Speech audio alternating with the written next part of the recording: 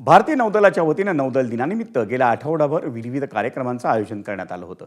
गेल्या आठवड्यात 4 डिसेंबरला नौदल दिन साजरा करण्यात आला होता आणि भारतीय नौदलाच्या वतीनं नौदल दिन सांगता सोहळ्यानिमित्त आज बीटिंग रिट्रीट आणि टॅटू सेरेमनीचं आयोजन करण्यात आलं होतं।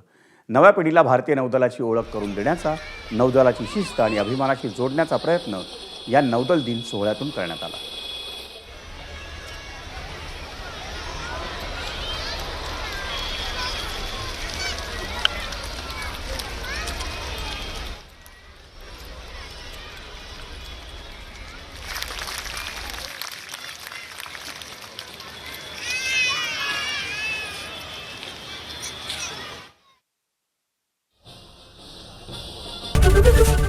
एबीपी माझा, उघडा डोळे बघा नीट।